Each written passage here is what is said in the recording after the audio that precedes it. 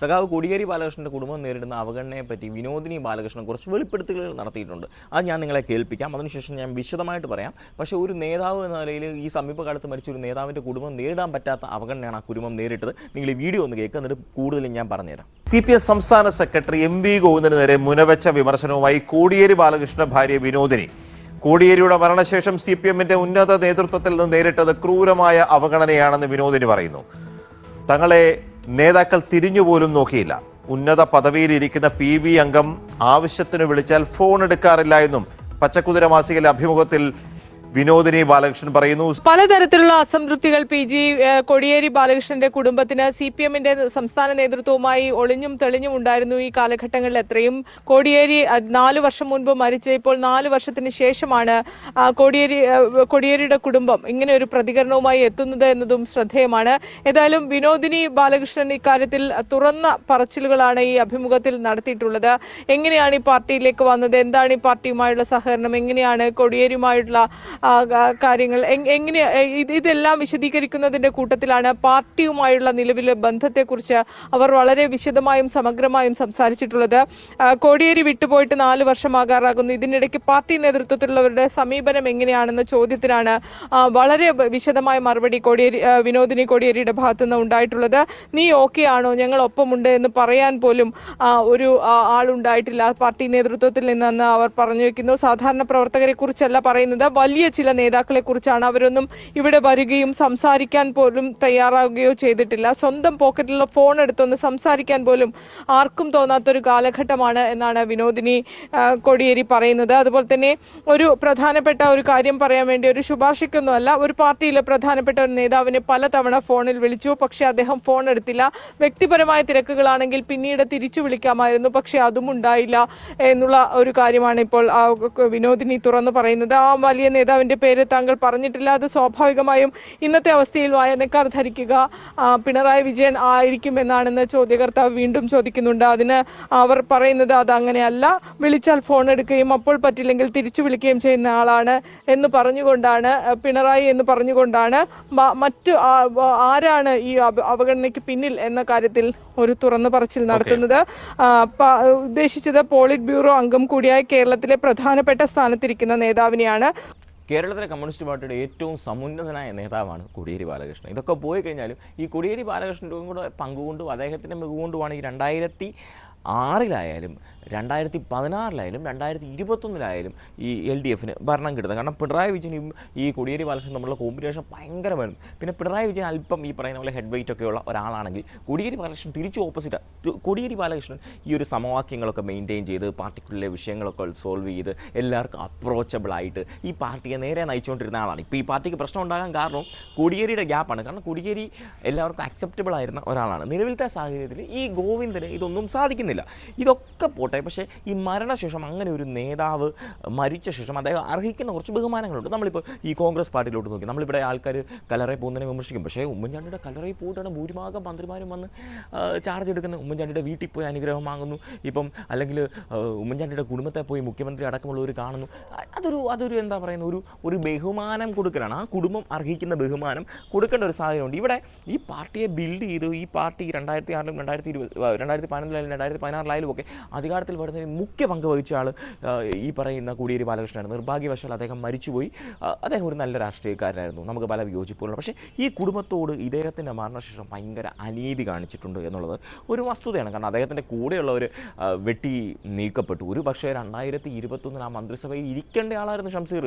അത്രയേറെ മികവുള്ള ഷംസീർ എന്ന് പറഞ്ഞാൽ റൈറ്റ് ഹാൻഡ്, ഈ മരിക്കുന്നതിന് മുമ്പുള്ള സംഭവം. എന്നിട്ട് പോലും അദ്ദേഹത്തെ വെട്ടി മാറ്റപ്പെട്ടു. ഇപ്പോഴും ഈ പറയുന്ന ഷംസീറൊക്കെ അദ്ദേഹത്തോട് അതുപോലെ ബഹുമാനമുള്ള ആൾക്കാരാണ്. നമ്മൾ നിഷ്പക്ഷമായിട്ട് കാര്യങ്ങൾ വിലയിരുത്തും, അത് പറയണമല്ലോ. Pinarayi Vijayan to an extent. പക്ഷേ ഈ കോടിയേരി ബാലകൃഷ്ണൻ മരിച്ച അന്ന് വൈകുന്നേരം തന്നെ പിണറായി വിജയൻ US-ലേക്ക് പോകുന്ന സാഹചര്യം ഉണ്ടായി. ചികിത്സയ്ക്കാണ് വാട്ടെവർ, അല്പം കൂടെ വെയിറ്റ് ചെയ്യിക്കാമായിരുന്നു. അദ്ദേഹത്തിൻ്റെ ബോഡി അർഹിച്ച ബഹുമാനം അദ്ദേഹത്തിൻ്റെ ബോഡിക്ക് കിട്ടിയിട്ടില്ല. തിരുവനന്തപുരത്ത് നിന്ന് കണ്ണൂരേക്ക് റോഡ് മാർഗം പോയിരുന്നെങ്കിൽ അത് ബഹുമാനം, അദ്ദേഹത്തിന് അർഹിക്കുന്ന ബഹുമാനം കിട്ടി. ഇത് പെട്ടെന്ന് അദ്ദേഹത്തിൻ്റെ ശവസംസ്കാര ചടങ്ങ് നടത്തി. അദ്ദേഹത്തിന് അർഹിക്കുന്ന ബഹുമാനം അവിടെ ലഭിച്ചില്ല എന്നുള്ളത് ഒന്നാമത്തെ കാര്യം. 2, അദ്ദേഹത്തിൻ്റെ മകൻ, ഈ കോടിയേരി ബാലകൃഷ്ണ മകൻ ബിനീഷ് കോടിയേരി, BK എന്നറിയപ്പെടും. നമ്മൾ ബിനീഷ് കോടിയേരിയെ പറ്റി ചർച്ച ചെയ്യണം. അദ്ദേഹത്തിന് ഒരുപാട് നെഗറ്റീവ്സ് ഉണ്ട്. പണ്ട് പല കേസുകളിലും പോയി. പക്ഷേ നിലവിൽ ഞാൻ മനസ്സിലാക്കിയതോളം വെച്ച് അദ്ദേഹം അച്ചടക്കത്തോടെയാണ് പോകുന്നത്. പാർട്ടി ചട്ടക്കൂടുകൾക്ക് വെളിയിൽ ഒരിക്കലും പോകാത്ത ഒരാൾ, ഈ പിണറായി വിജയൻ്റെ മകൾ അറസ്റ്റ് ചെയ്യുമെന്ന് തോന്നുമ്പോൾ അവിടെ ചെന്ന ഒരാൾ, അദ്ദേഹത്തിൻ്റെ പ്രൊഫൈൽ നിങ്ങളെടുത്ത് നോക്കണം. പുള്ളിയാണോ മെയിൻറ്റെയിൻ ചെയ്യുന്നത്, ആരിലാണോ മെയിൻറ്റെയിൻ ചെയ്യുന്നത് അറിയില്ല.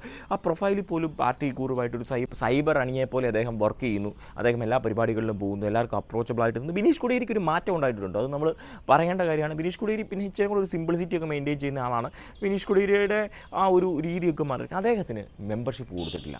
ഒന്ന്, അദ്ദേഹം അകത്ത് പോകുന്ന സമയത്ത് ഇന്ന് ഈ പറയുന്ന പിണറായിയുടെ മക്കൾ അകത്ത് പോകുന്ന പോലെ അകത്ത് പോകുന്ന സാഹചര്യം വന്നപ്പോൾ ഒരു പ്രതിഷേധം ഉണ്ടായ പോലെ ഒരു പ്രതിഷേധം ഉണ്ടായിട്ടില്ല. ആരും അദ്ദേഹത്തെ ജസ്റ്റിഫൈ ചെയ്യാൻ പോയില്ല. ജസ്റ്റിഫയബിൾ ആണോ അല്ലയോ എന്നറിയില്ല, കേസ് ഇതാണ്. പക്ഷേ അദ്ദേഹം ഒരു CPM മെമ്പർഷിപ്പിന് വേണ്ടി ചോദിക്കുന്നു, കൊടുക്കുന്നില്ല. പുറകെ നടക്കുന്നു, 3-4 വർഷം പുറകെ നടക്കുന്നു, കൊടുക്കുന്നില്ല. ഒടുവിൽ പിണറായി വിജയൻ ഇടപെട്ടിട്ടാണ് കിട്ടുന്നത്. അതുകൂടാതെ ഇപ്പോൾ ഈ പറയുന്ന അലിഗേഷൻസ്, ഒരു ഇങ്ങനെ മരിച്ചു പോയൊരു നേതാവിൻ്റെ, അത് പാർട്ടിയുടെ ഏറ്റവും സൂപ്പർ നേതാവായിട്ടുള്ള, പാർട്ടിയുടെ ഫൈനൽ വാക്കായിരുന്ന ഒരു നേതാവിൻ്റെ ഭാര്യയെ വിളിച്ചാൽ ഫോൺ എടുക്കാതിരിക്കുക. ഇത് ഈ വാർത്താമാധ്യമങ്ങൾ പറയുന്ന പോലെ പിണറായി വിജയൻ അല്ല എന്ന് പറയുന്നത്. അപ്പോൾ പിണറായി വിജയൻ കഴിഞ്ഞ് കഴിഞ്ഞാൽ ഏറ്റവും ശക്തനായ MV ഗോവിന്ദനാണ്. MV ഗോവിന്ദനെ പറ്റി തന്നെയായിരിക്കും. MV ഗോവിന്ദൻ ഈ CPM ഈ നഷ്ടങ്ങളൊക്കെ ഉണ്ടായിട്ടുണ്ടെങ്കിൽ അതിന് മെയിൻ റീസൺ എന്ന് പറയുന്നത് MV ഗോവിന്ദൻ എന്ന് പറയുന്ന ആളാണ്. MV ഗോവിന്ദനെ വിളിച്ചിട്ട് എടുക്കുന്നില്ല. അവർ വിനോദിനി ബാലകൃഷ്ണൻ പറയുന്നതൊന്ന് കേട്ടിട്ട് അവരെ ഒന്ന് ആശ്വസിപ്പിച്ചിട്ട് അവരുടെ ആവശ്യം എന്താണെന്ന് മനസ്സിലാക്കിയിട്ട് ഒന്ന് സംസാരിച്ച് കൊടുക്കേണ്ട ഒരു വലിയ ഉത്തരവാദിത്വം CPM-ല്ലേ. നമ്മൾ ഇവിടെ കമ്പയർ ചെയ്യേണ്ട ഉമ്മൻചാണ്ടി, കോടിയേരി ബാലകൃഷ്ണൻ എന്നുള്ള രീതിയിലാണ്. ഉമ്മൻചാണ്ടിയുടെ കുടുംബത്തിന് ഒരു സൈഡിൽ അർഹിക്കുന്ന ബഹുമാനം കിട്ടുന്നു, ഇപ്പുറത്തെ സൈഡിൽ കോടിയേരി ബാലകൃഷ്ണൻ്റെ കുടുംബത്തിന് ഈ ബഹുമാനം കിട്ടുന്നില്ല. 2, കോടിയേരി ബാലകൃഷ്ണൻ ഇവിടെ ഉണ്ടായിരുന്നെങ്കിൽ നിങ്ങൾ ചിന്തിച്ചു നോക്കൂ, LDF ഈ അവസ്ഥ വരില്ല. ഈ CPM-നെ ഈ പരിധിയിലേക്ക് കൊണ്ടുവന്ന, അത് നല്ല സഖാക്കൾ നിഷ്പക്ഷമായിട്ട് ചിന്തിച്ച് നോക്കി അറിയാം. ഈ CPM-നെ ഈ അവസ്ഥയിലേക്ക് കൊണ്ടുവന്ന MV ഗോവിന്ദൻ്റെ കാലമാണ്.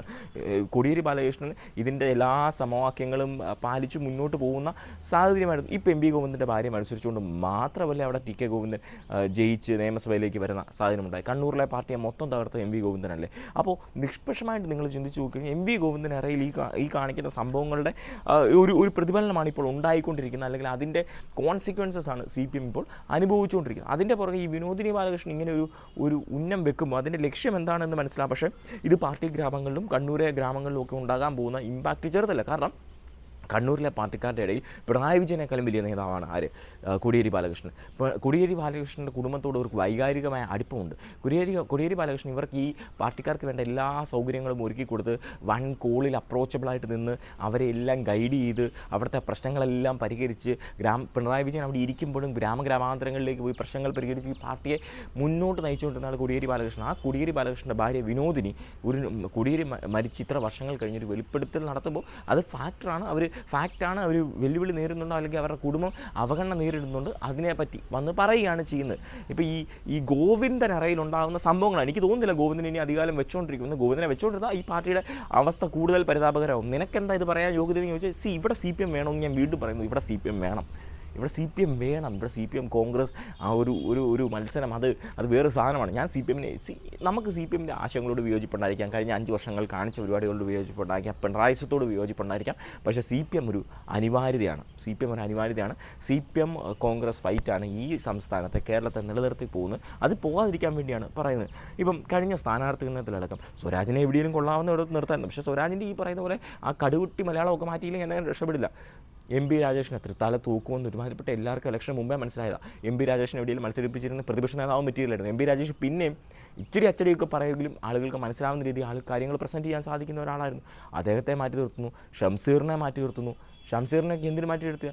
എപ്പോഴും ഈ പറയുന്ന 2 ടേം 3 ടേം എന്നൊക്കെ പറയുന്നുള്ളൂ. കുറേ ആളുകളെ ഒതുക്കാനായിട്ടുള്ള മാനദണ്ഡം, അല്ലാതെ ഇത് വളർത്തിക്കൊണ്ട് പോകാനോ ഈ സ്ഥാനത്തെ മുന്നോട്ട് കൊണ്ടുപോകാനോ കുറേ ആളെ അടിച്ചൊതുക്കി മൂലയിടാനായിട്ടുള്ള പരിപാടി മാത്രമാണ്. ഈ ടേം പരിപാടി വെക്കുമ്പോഴും നല്ലതാണ്. ഒരു തരത്തിലും വലിയ ഗുണമില്ലാത്തവരെ മാറ്റുക, അല്ലെങ്കിൽ തോറ്റു പോകാൻ സാധ്യതയുള്ളവരെ മാറ്റുക, അല്ലെങ്കിൽ പെർഫോം ചെയ്യാൻ സാധ്യതയുള്ളവരെ മാറ്റുക, പെർഫോം ചെയ്യാൻ സാധ്യതയില്ലാത്തവരെ മാറ്റുക. അതേസമയം പെർഫോം ചെയ്യുന്നവരെ, നിയമസഭയിൽ അടിച്ചു നിൽക്കുന്നവരെ, ജനങ്ങൾക്ക് കൺവിൻസിംഗ് ആയിട്ട് കാര്യങ്ങൾ പറയുന്നവരെ, അവരല്ലാതെ ഒരാൾ ആ മണ്ഡലത്തിൽ ജയിക്കില്ല എന്ന സാഹചര്യമുള്ളവരെ ഒക്കെ നിർത്തേണ്ടതാണ്. ഇവിടെ സംഭവിച്ചതിന് 2 ടേം എന്ന് പറഞ്ഞിട്ട് G സുധാകരനെയും തോമസ് ഐസക്കിനെ, ഷംസീറിനെ ഇവരെയൊക്കെ വിട്ടിക്കളയാനായിട്ട് മാത്രം 2 ടേം പോളിസി ഉപയോഗിച്ചു. എന്തായാലും ഇത് കുറേ സ്വാർത്ഥ താല്പര്യങ്ങളുടെ പേരിൽ ചെയ്തതിൻ്റെയാണ് ഇപ്പോൾ CPM അനുഭവിക്കുന്നത്. ഇനിയും പക്ഷേ വിനോദിനി ബാലകൃഷ്ണൻ പറഞ്ഞതിൻ്റെ കോൺസിക്വൻസ് വലുതായിരിക്കും. ആ കോൺസിക്വൻസസ് എന്താണ് ഉണ്ടാകാൻ പോകുന്നത് നമുക്ക് വരും ദിവസങ്ങളിൽ കാണാം.